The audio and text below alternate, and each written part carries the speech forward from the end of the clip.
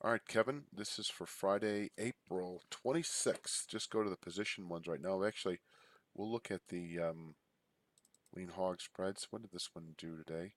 I like what this one did, actually. I saw this happening earlier, but I didn't see the nice little rally at the end. So, just the fact that we got up and over this area here, which tomorrow is negative 585, looks pretty darn good. But we want to see. I think there's little jumps all the way up. This one would be good. Negative 5.300 tomorrow. If we can close above it, I think this thing looks good. And still testing this channel bottom. The next several weeks could yield this -1 area. So um, take what we can get. But if we close below negative 6.275 and you got a low of 375, I'm just going to go negative 6.275 to 375. Sorry.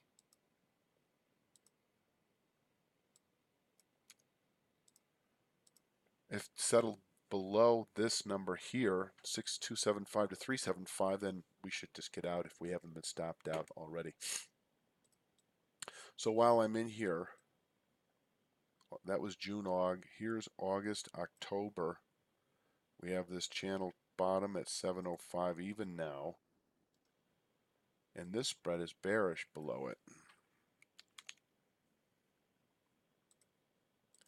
Bearish below negative 7050, and it actually settled negative on the day.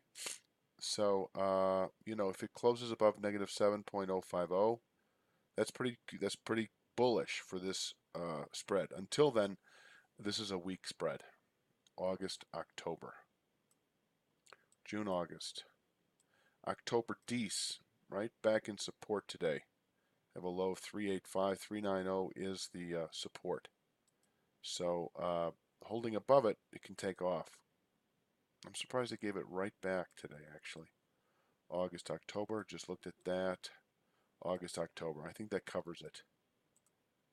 Let's go into the live cattle spreads. Okay, this is all making sense here. This tomorrow is negative 4.350. Oh, that's a double channel extension. I don't know how exact that is actually. It's more of a target rather than a buyable support region. This is the more critical. Negative 3.475. That's the ceiling. I think, I don't know if we'll get it or not. But I'd rather buy with a push through this area uh, or sell here or buy a settlement above. I don't really know where this thing's going, and I'm reluctant to buy it at any point. Perhaps. This is so steep, though. Rule of thumb is the steeper they are, the more you avoid it. So there you have that. Okay, so that's October DC live cattle. I should probably do these in order. There's October DC again. And October DC again. This is actually obsolete. And that is as well. Here's August, October. Came right back, didn't it? All right, these are upside resistance areas. We've talked about these. It doesn't look like it's going to happen anytime soon. August, October, here we are. Take this one away.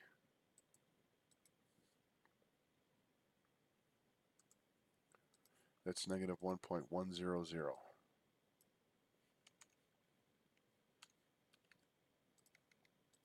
If settled below, continues south. Down to 1775. 3/4 point move essentially.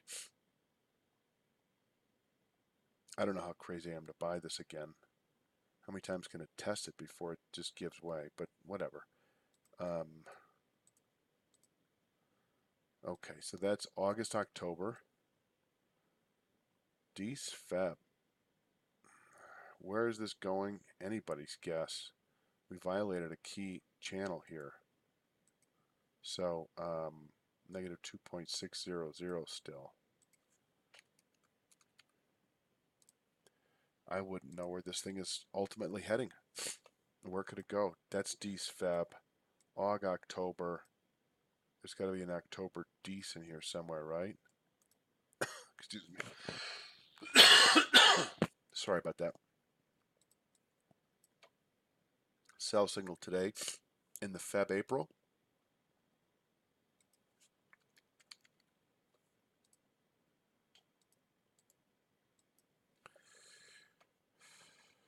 So this is continue south. Where to? Hard to say. But this is sort of a possibility down here in the -2 area. Key resistance is still in this 575 area, really.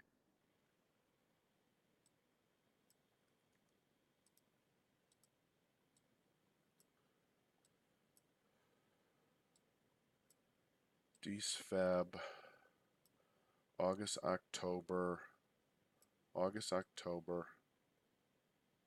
October D's. Just covered that. October D's covered that. October D's, that's no longer valid. This is that feeder cattle thing. June Aug, we're familiar with this. There's all kinds of little channel structures here. Here's another one in the 2.3 area. But we're still looking for this speed line at 1.90. That's all on the newsletter itself. I do like the spreading, though. I'll mention that. This has a more, I don't know, methodical way about it. We want this corn to get up and over 18.2.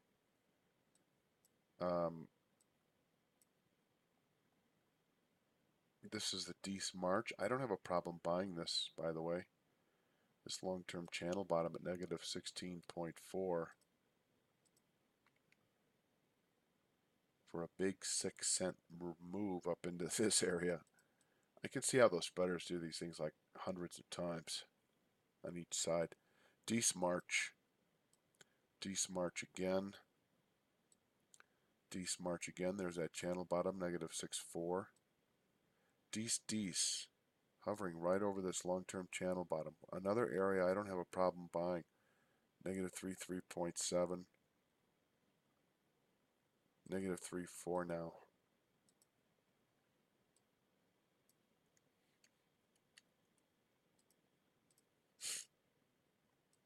July D's, the one we're in. 21.6 still. Just going to get rid of that.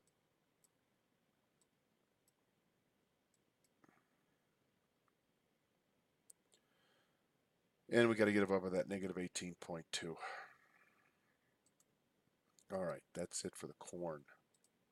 See what wheat's doing. Wheat came close to testing our long-term support level today and then rallied a bit, as did corn. Corn dropped within 1% just about.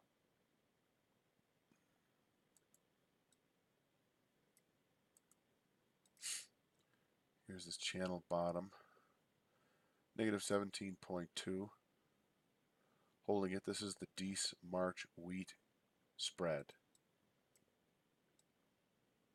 July D's. Tested this channel the other day.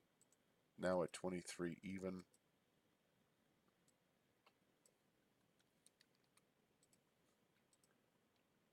And you know, that's resistance. Where's it going? Possibly down to here, 29.4 again. 23, 6-cent move. 6-cent moves. Same one, July D's. Okay. These are just ideas, but there's nothing. Okay, that covers live cattle. Oh, I did that.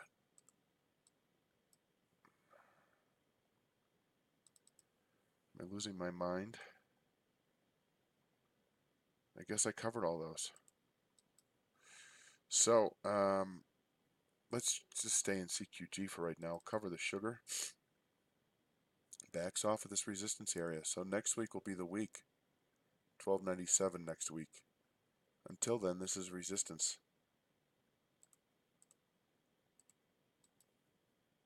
Cocoa recovers a bit, still under this area. Still susceptible to weakness down into here in the 21 handle.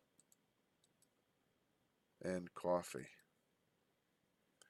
Coffee doesn't look like it's going to settle. I think, like I was saying, let's buy calls if we close Friday above 94.20. Doesn't look likely. And this channel structure is 93.51, which we're below right now. So maybe another week away. Cotton. Cotton holds in there. Still this big area. Here's the sell signal. Not going to happen today, I don't think. Next week climbs to 77.04. All right, that's good. Canadian.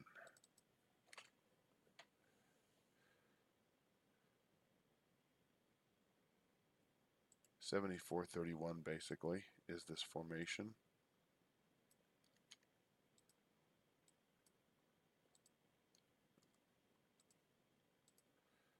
And this one, this is a good area to buy into, I think. 73.45.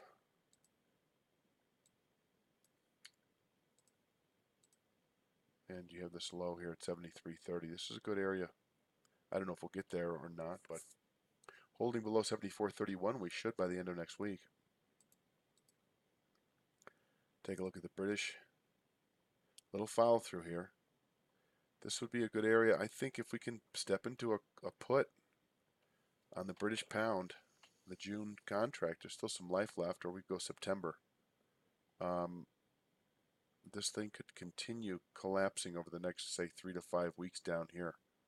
25, 125, 127, 129 put. There's a number for the week, 129.87. So we're setting up for a sell signal in the British pound. Take a look at gold. Little rally, gave it back, closed unchanged on the day basically. There's this area here, 87.5. Here's a big resistance.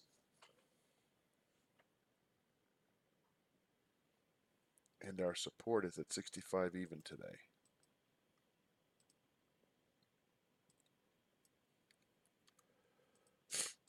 All right. Silver. Silver recovers a bit. Still bearish below 15,269. But this continued unchanged weekly settlements for 3 weeks in a row. No real follow through. It's a little suspicious.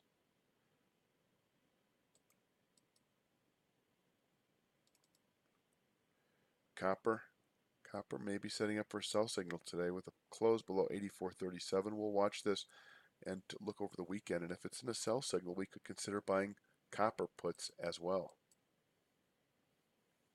10-year notes. Still holding up.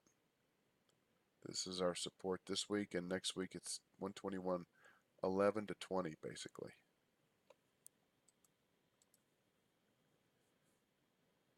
NASDAQ gives it back. Key reversal high today. Interesting. Yeah, it's a key reversal high. Well, you know, what's my rule with this stock market? Key reversal highs, they're not the best.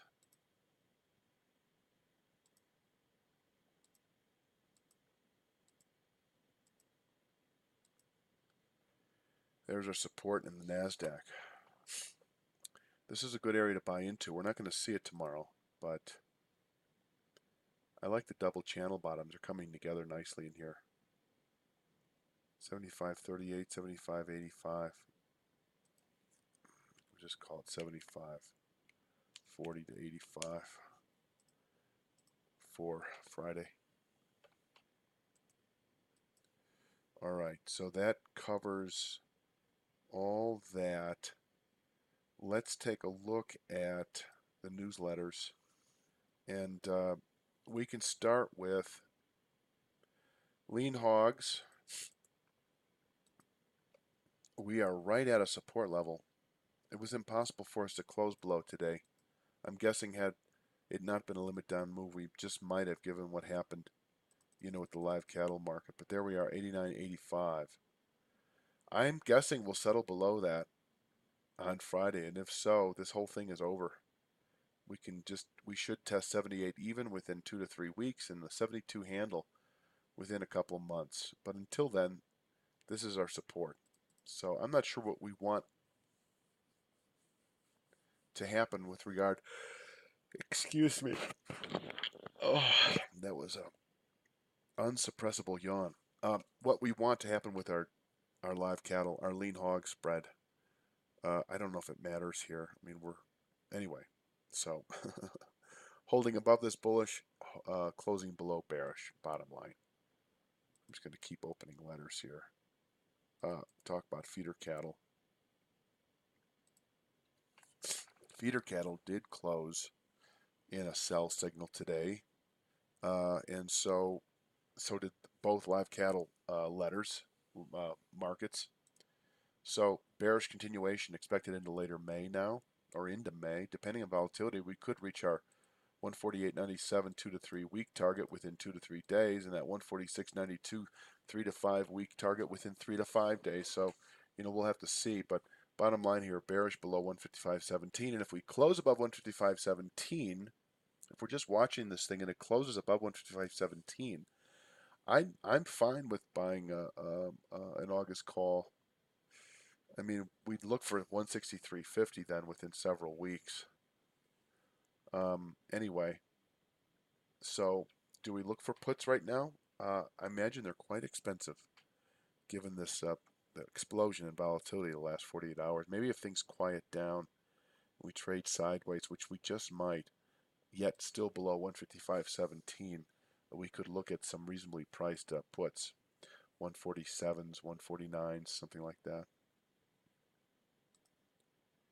And just a quick look at, let's look at the August live cattle. 115.35. I mean, I wish I'd seen this coming. I don't know. We had a settlement in the June contract below the 1/3 speed line. So speed line hindsight 2020 was sort of the good sell signal, but it only took another few trading hours before we had that sell signal below the channel bottom in the 118 handle. Hold on a second. I don't know why I can't remember this. I guess I'm fretting that I wasn't calling this and I didn't see it coming. Yeah, 118.16. There's a 1/3 speed line that held this low right here a few weeks ago, and we closed below it and just below the channel bottom on Wednesday. In hindsight, that really was our signal. Aggressive follow through on Thursday. The 112.35 target, we could reach that by the end of the next week, possibly. But it is a target now below 118.60. If we close above 118.60, that in itself is a sign of strength. You do jump all over it with buying a call or an option. I don't know. I mean, a future. All right. So I'm just combing through here. I think we've covered the livestock pretty well. Ethanol, crude oil, RBOB, there's not a whole lot going on there that's worth talking about. But if we jump into July corn, you can see that we got down to 51.25 today. 351 even is 1% of 347 half. So we came very close to 1%, and we did close higher on the day. And so our upward pivot point now into later May is above 366 half. And I'd be I'd encourage buying either a future or a call if we settle above 366 half over the next 3 to 5 days. Until then, the market remains prone to testing 347 half long-term support. Now, today's the end of the week.